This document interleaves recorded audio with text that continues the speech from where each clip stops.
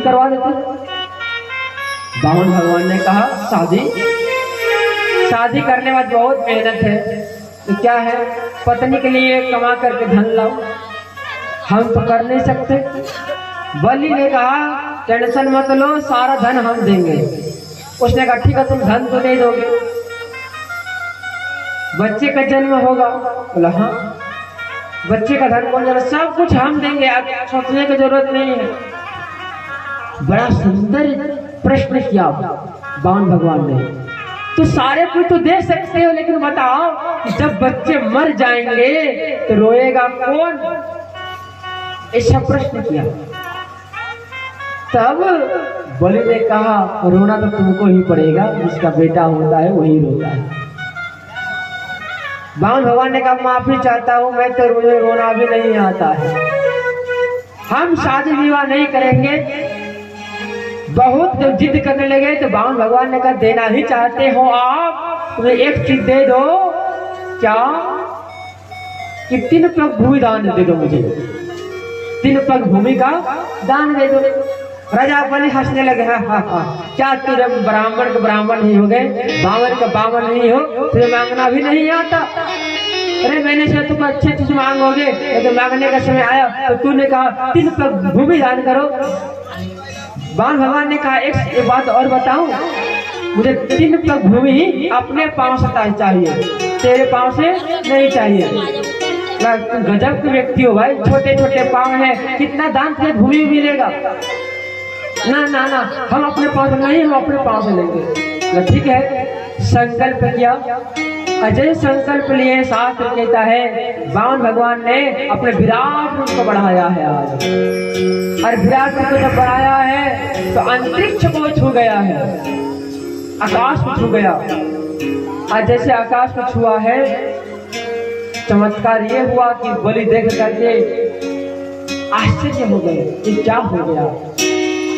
भाई मेरे मित्रों, शास्त्र कहता है जब भगवान को परीक्षा लेना होता है तो वो कुछ भी करते हैं। और जैसे वो विराट रूप बनाया, पहला पाव में, दूसरा पाव में 3 लोगों को खत्म कर दिया, माफ किया, 3 लोगों को मार के खत्म किए। अब भगवान ने कहा बलि बताओ, तुमने संकल्प लिया है कि 3 पग भूमि हम तुझे देंगे, तो 2 पग में ही ये दुनिया खत्म हो गई, 3 लोग खत्म हो गए, तीसरा पांव कहाँ रखूं बताओ। लेकिन चाहता बलि तो हम बोल सकता था, शास्त्र की बात करने में घाटा नहीं फायदा होता है। बलि कह सकता था कि जब आप संकल्प लिए थे उसके आपके पांव छोटे छोटे थे, आप अपने बड़ा कर लिया कि इसका मैं जिम्मेदारी लेकर के रखा हूँ क्या। लेकिन बलि ने कुछ नहीं बोला, उसने कहा ठीक है, तो आप लेना चाहते हो तो एक काम करो, ये तीसरा पांव हमारे मस्तिष्क पर रखो। और मस्तिष्क पर जैसे भगवान ने पांव बलि के ऊपर रखा, बलि के नेत्र से आंसू के पुनारे बहने लगे। और जब आंसू के पुनारे बहने लगे, वहां सारे देवता प्रकट हुए। देवता ने कहा क्यों रो रहे हो भगवान बताओ। क्योंकि मैं तो छलने के लिए आया था बलि को मैंने छल तो लिया, लेकिन बलि ने भी मुझे छल लिया। आज भगत ने भगवान को ही छल लिया। शास्त्र कहता है कभी कभी भगवान भक्तों को भी छल लेता है, भक्त भगवान को भी छल लेता है। ये सारी चीजें करने के बाद भगवान ने बोला कि बताओ तुझे क्या चाहिए वरदान के रूप में। उसने कहा कुछ नहीं चाहिए, यदि आप मुझे देना चाहते हो तो यही चाहेंगे कि जब भी घर से हम निकले आपका दर्शन हो, और जब भी घर की ओर अंदर जाए आपका दर्शन हो। भगवान ने कहा अर्थात तुम यही चाहते हो कि हम तुम्हारे बॉडीगार्ड बन करके रहें। बोला हाँ। और संकल्प लिए, और भगवान मानो कि बलि के यहाँ बॉडीगार्ड बन करके 24 घंटा रहते थे। एक समय आया, जानते हैं कि वही बॉडीगार्ड थे भगवान, उनकी पत्नी लक्ष्मी खोजने लगी अगर पतिदेव कहाँ चले गए। तब जो है भगवान नारद ने कहा कि आपके पति कहीं और नहीं, बलि के घर में जाकर के क्या है बंदी बन करके वो है, कैसे उसको छुड़ा करके लाऊं। तब नारद ने कहा एक काम करो, रक्षाबंधन का समय आ रहा है। किसका समय? रक्षाबंधन, अगस्त का माह था, रक्षाबंधन का समय था।